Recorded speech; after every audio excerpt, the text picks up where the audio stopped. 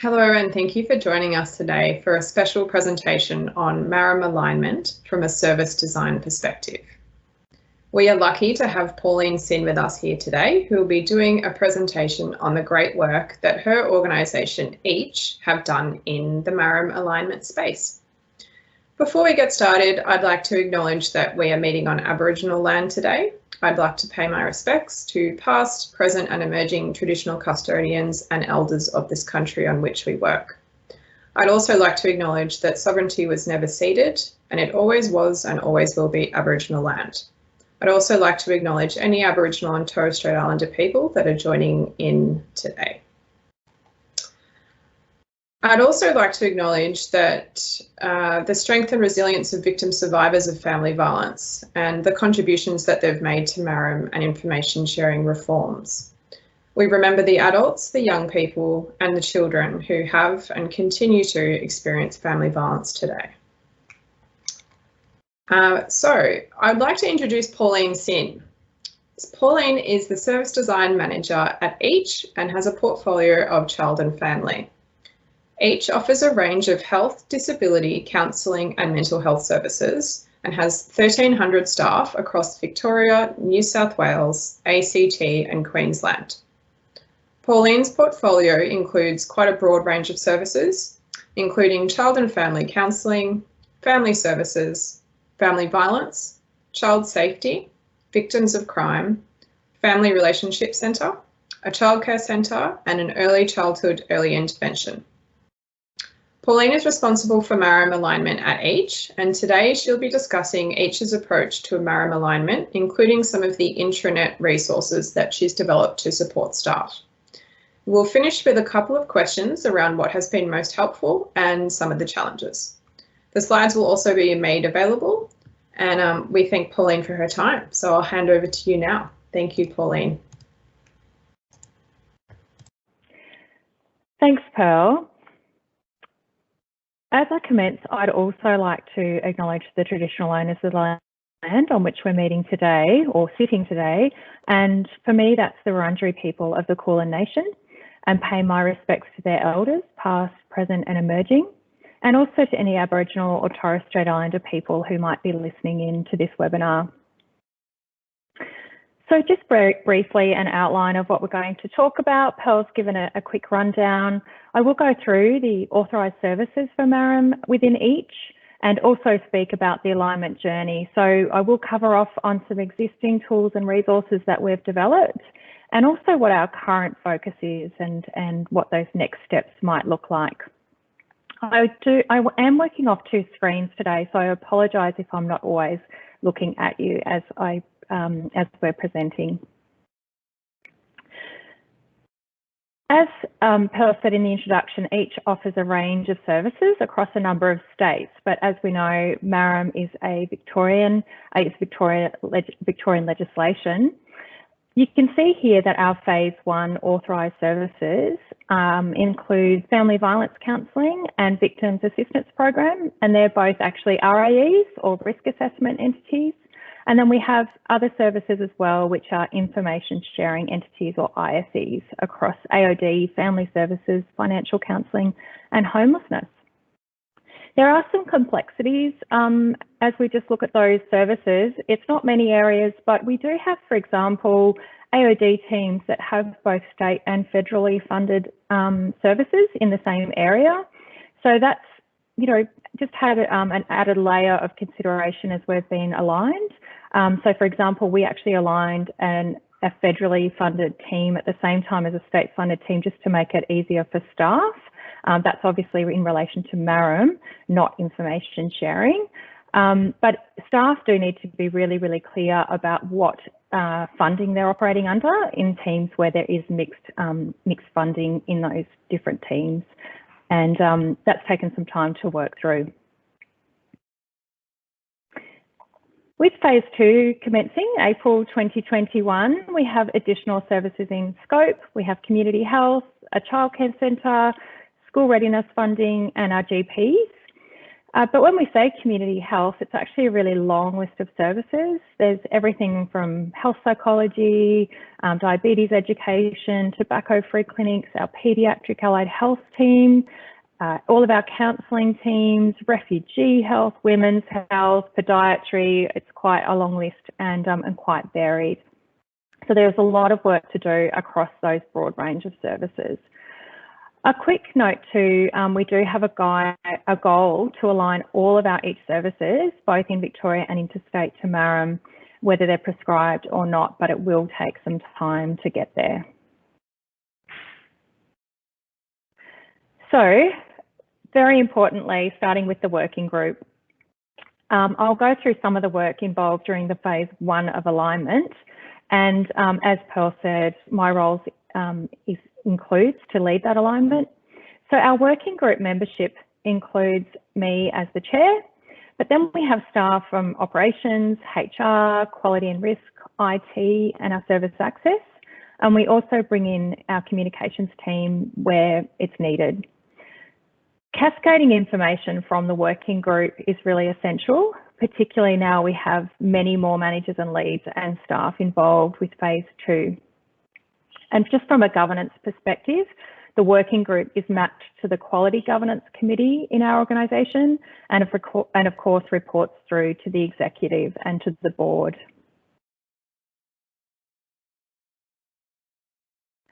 During phase 1, we did a lot of the groundwork in terms of the systems. So we started with an implementation plan, which was based on the initial embedding guide. And I'll speak briefly later about how we are managing that now. We also started with a mapping tool from the embedding guide trial that right at the start. And again, I'll speak more to that shortly and what that looks like currently. Developing the MARAM aligned customer family violence policies and procedures took months.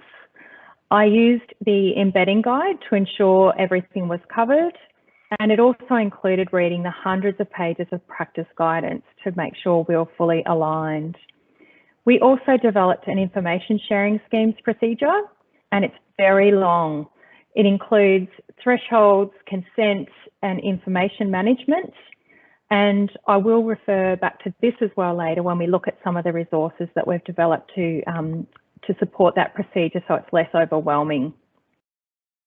We also have induction content for all staff, not just those that are prescribed, and it includes a brief introduction to family violence and the MARAM framework, so staff just have some familiarity when they're starting with our organisation.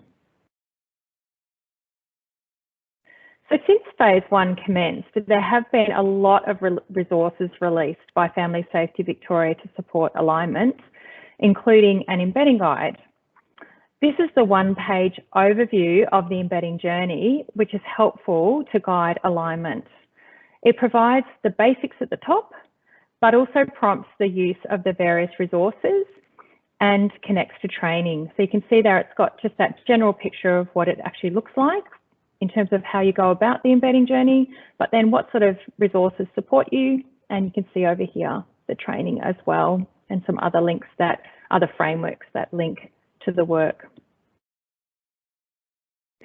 The first step is to conduct a self-audit, and we used this tool that was developed by FSV. It actually drove a lot of my work.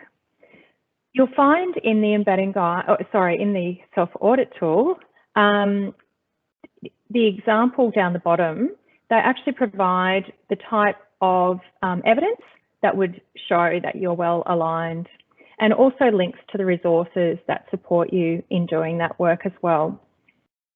So when I developed the policies and procedures, I used this to ensure I covered everything. And though it wasn't quick, it meant that I could be certain that our policies and procedures were fully aligned. So now this is just a snapshot from our organisational self-audit of one of the milestones. And you'll see that basically what was in the evidence section shifts up to the notes section but actually with the detail of where we've done that and how we've done that. It does, in this example as well, include notes about needed updates once further tools and practice guidance are released. So in this example here, there's a note down the bottom that talks about once the tools and practice guidance is released for adolescents who use violence, what we would need to do about that. So that's a good way just to keep track of the work that's still coming as well. We're now using an org-wide self-audit to guide the org-wide process, but then each service will complete a separate self-audit using the org-wide audit as a base to identify any gaps at the service level. So this is really useful given there are differences across the services across multiple areas. For example, just even in their forms, just making sure that we're checking every detail within each service. So back to here, so we talked about the audit tool, and following that is the implementation plan. FSV provide an Excel spreadsheet to drive implementation, which is a really helpful resource. And we did start with a similar set spreadsheet to that. However, we have moved across to the Microsoft Planner app, which many of your services might also be using. And it just looks like this. This is just a tiny snapshot of it, but the whole organisation has access to it. And basically, I've created a bucket for each service or each area. So you'll see here, for example, I have notes around phase 2 and then one around AOD alignment. But each of the services that needs to be prescribed will have its own bucket and then associated actions. So then each of the tasks can be assigned and obviously timeframes included and also priorities. And you can assign them to relevant staff. And it actually sends reminders to those staff about those actions. So that's really quite handy rather than it just sitting in a spreadsheet and just looked at monthly at a meeting, for example. It's a way to really drive the work in between the meetings.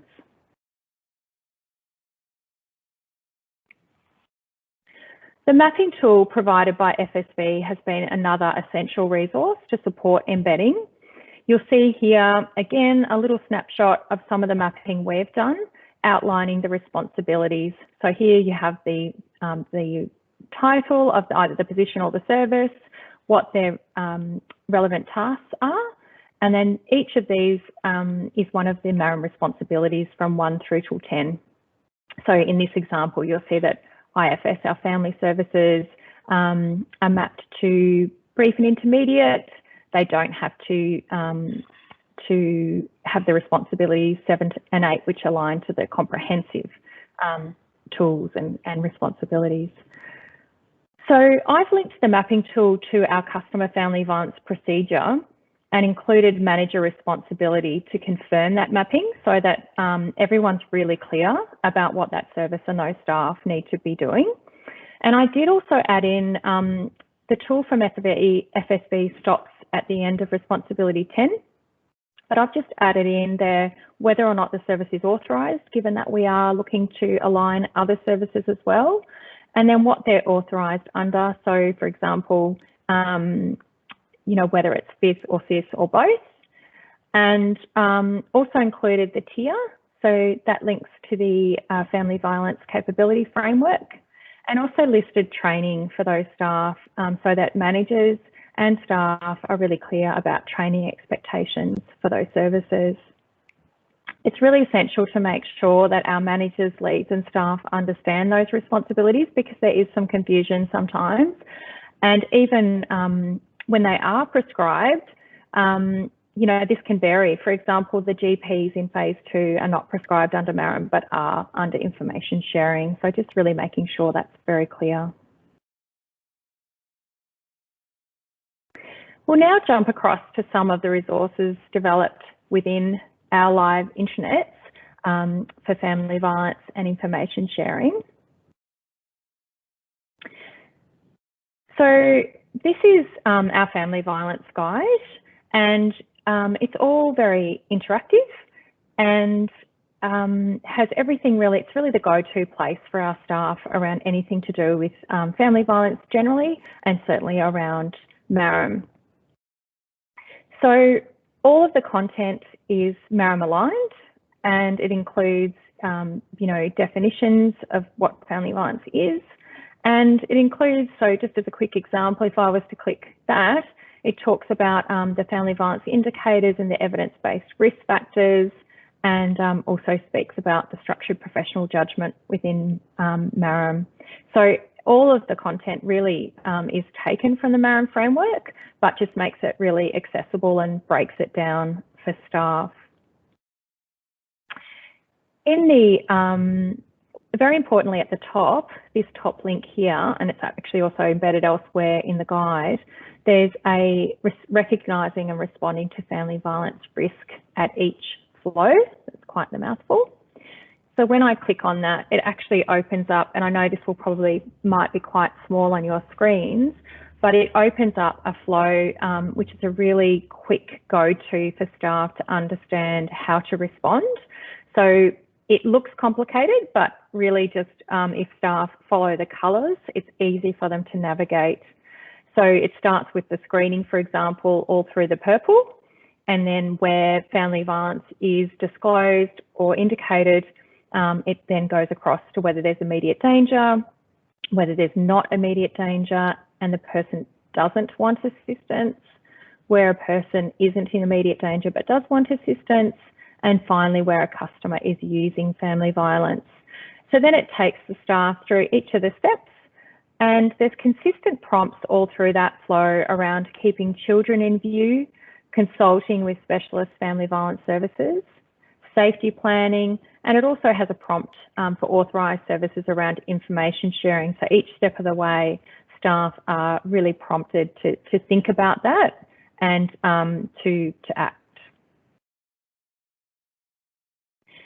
In the blue tile here on the right, there are all of the MARAM tools and practice guidance and everything else that links to MARAM. So if ever I'm speaking to staff, I always say, go to the blue tile to find your tools. And we have loaded those tools there. They're all adjusted to each language because we don't use the term perpetrator. So we talk about a person who's using family violence. So we've adapted all of the family FSB forms so that it's consistent with our language. So you'll see here there's just an introduction, and then it goes on to, again, this might be really tiny for you, but it basically does talk about, it breaks it down to general resources, the MARAM training, and then it breaks it up into screening and identification, intermediate, and then comprehensive. So again, it's really about making sure that our staff have a really quick way to find the tools and the safety planning and the practice guidance that's relevant to their role and to their responsibilities from that mapping tool.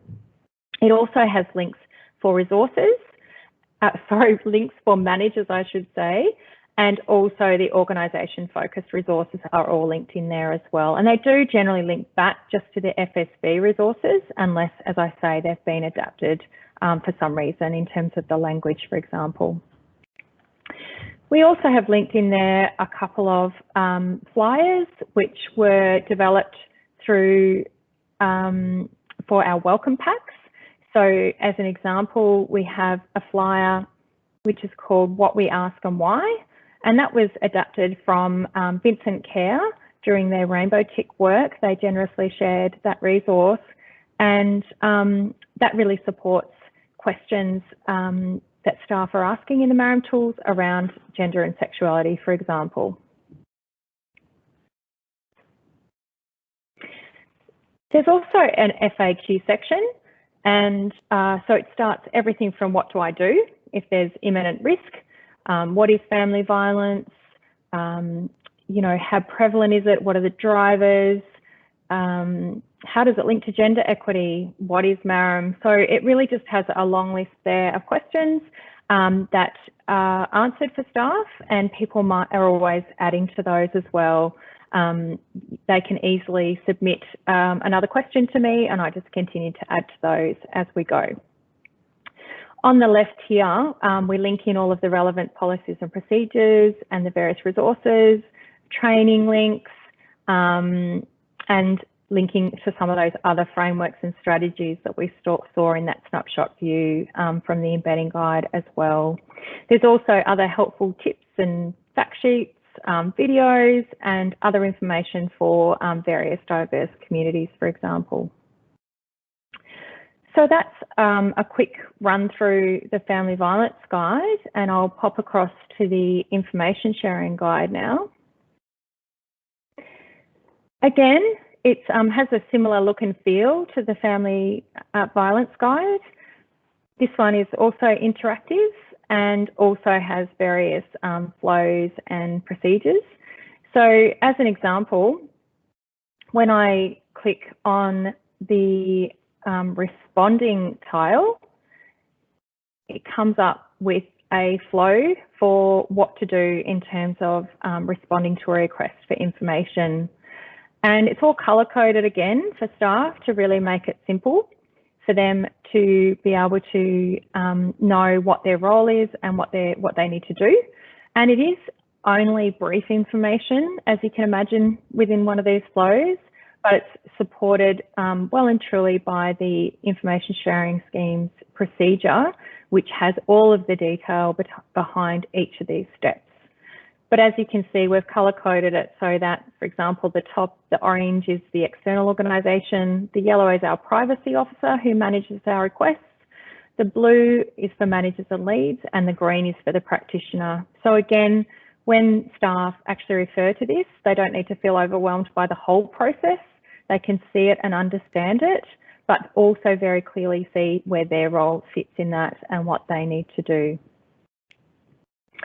We also have very similar, I won't pull them up now, but very similar flows for requesting, for volunteering and for receiving information, and they're all color coded in that same way.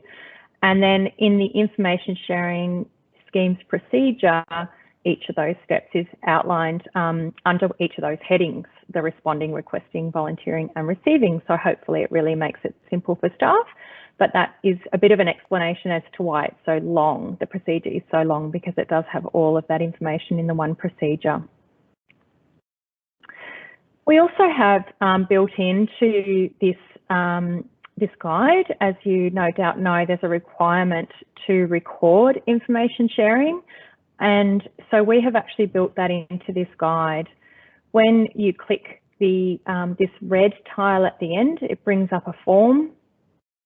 Again, I apologise if this is small on your screen, but it has all of the information for staff to very quickly enter in what information has been shared. So we've built in, drop-down menus around which of the schemes they're operating under and whether they were doing each of those 4 tasks, whether it was responding, requesting, receiving or volunteering. We've also included, for example, what service the person is from. So each of our phase 1 and phase 2 services are included here.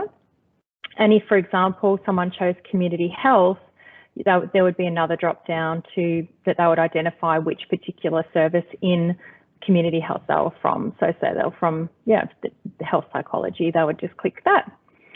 It also links back to our client management system so that they just need to pop in the unique identifier for the client to make it really simple, so they don't need to duplicate, for example, adding a MARAM tool or a safety plan. We can just go back to the file to find that information. And we have built in as well some extras, like in the child information sharing, we've actually built in a little prompt around the threshold. So, does the person believe the shared information will promote the overall wellbeing or safety of the child by helping to, and there's, the 4 different reasons why you might do that: to make a decision, to initiate an investigation, to provide a service, etc.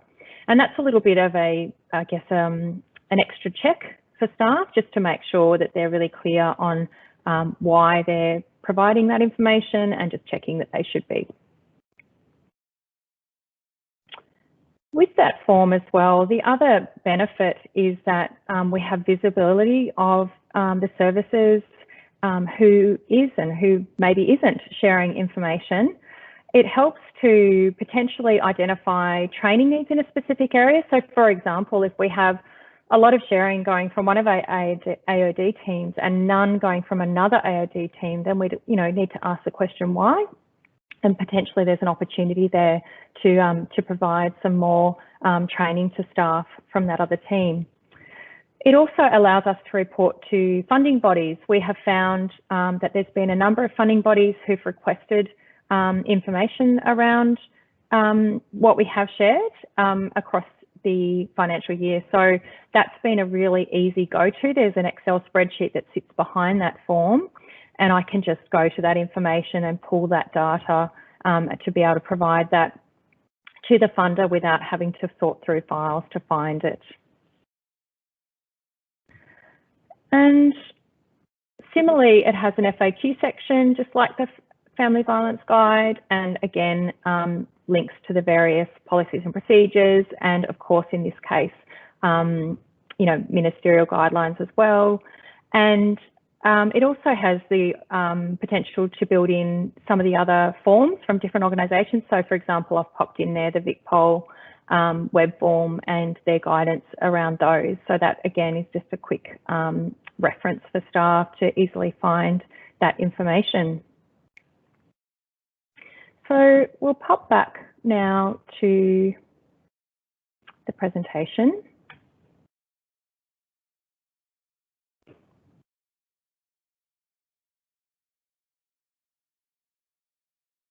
And talk about what our current focus is.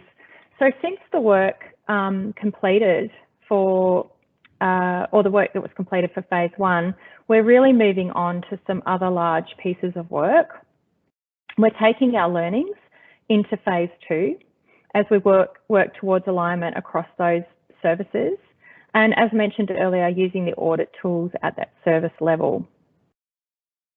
Workforce development, now we have the org-wide policies and procedures and flows and guides and all of those systems in place, and with phase 2 starting, there's a strong focus on workforce development. I'm working with our learning and development manager in human resources to ensure there's a clear plan. We are using the DFFH modules that are being released across both information sharing and MARAM, and placing them on our internal learning management system so we can easily assign and track the training. We are, though, adding our own module to those modules.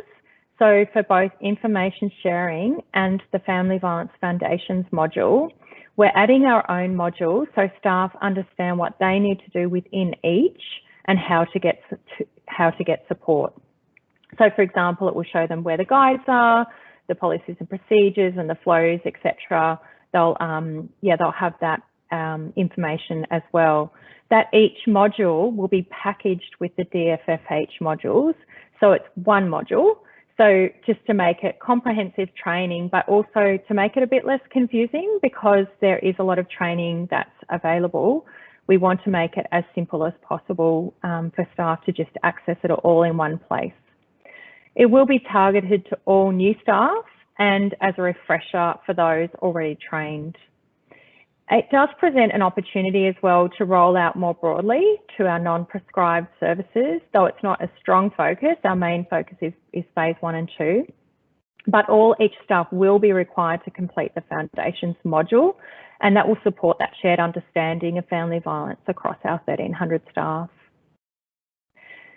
Also, a communications plan. So for 2021, we have planned comms, particularly re the phase 2 rollout and the various training that's coming, and also aligning to our each family violence strategy and building in various advocacy campaigns.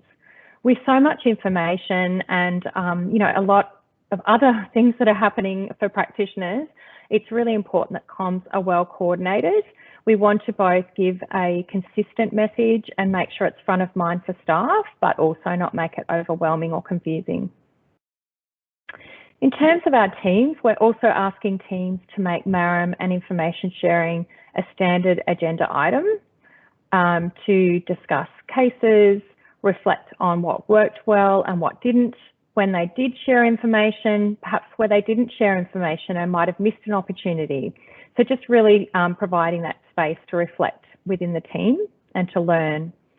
And also within supervision, we have added MARAM and information sharing to the org-wide supervision template to encourage regular case reviews for both the people leading the supervision and also for the staff participating in it, to really support practice change for staff, because, you know, that's the extra piece of work to do. It's all well and good to have the systems, but we need to support that practice change. So that's about it for where we're at for the moment. And I think I'm going to hand back across to Pearl for a couple of questions. Thank you so much, Pauline. That was such a valuable presentation. It was wonderful to see how each have embedded MARAM and information sharing into their systems, their policies and procedures, and I'm sure that makes the journey a lot easier for practitioners on the ground. So thank you, that was wonderful. I just have a couple of questions. So I think that it would be really valuable to hear from a systems and policy perspective, what have staff found the most useful in terms of changing their practice? That's a good question, Pearl, because in the end, that's probably the most important thing. Having the guides for staff to refer to has been extremely helpful, I think, and that's the feedback I've had, just to have that one go-to place to find what's needed, because there is a lot to navigate otherwise. Having the simple flows to staff, for staff to refer to in the first instance, but having the clear details supporting those flows in the policies and procedures that sit behind them. And I think that's been particularly the case for those staff where they're not interacting with information sharing a lot, or don't have as much, the touch points in terms of family violence are not as significant. So it's not an everyday practice for them. So just having that go-to is really important. And I think as well, having the MARAM and information sharing, you know, linked to our team meeting agendas and the supervision forms, does encourage staff to continue to review their practice and consider how MARAM and information sharing interact with the work on the ground to actually keep people safer, which is really the whole point of what we're doing. Exactly. And I'm in total agreement. So I think the way that you've embedded that within team meetings and touch points on the ground for practice is such an essential component to this picture. So I think that's a really great way of doing it.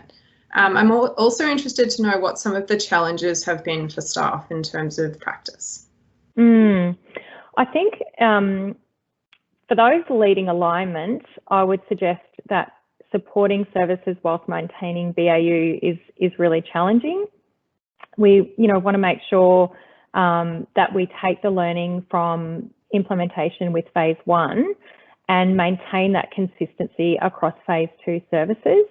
But as an example, I'm one person with a large role. This is just one small aspect of my role, so it's not straightforward, and I'm sure that might be the experience for many of those listening in today.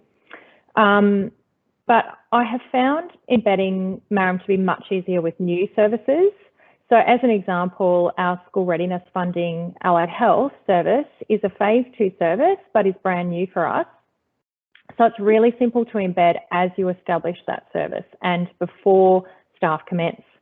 So I would highly recommend that to other people. And you can always tweak the work as you go. So once staff commence and actually start their practice, there'll always be improvements to be found and changes to make. And I'm constantly highlighting that to staff, that we're never, in a place where that's just the way we're doing things. Obviously, that continuous improvement and review are such an important component of what needs to happen. So we're just continuing to look for and make those changes to make sure that the practice makes sense for the practitioners and also for our clients, that it's the best experience for them as well. I think that's a really good way of doing it, and having that feedback loop between practitioners and service design, I think, is essential. So well done again on your fantastic work in this area, and thank you so much for sharing it with us today, and I'm sure a lot of people will find this really valuable. So thank you, Pauline. Thanks so much, Phil.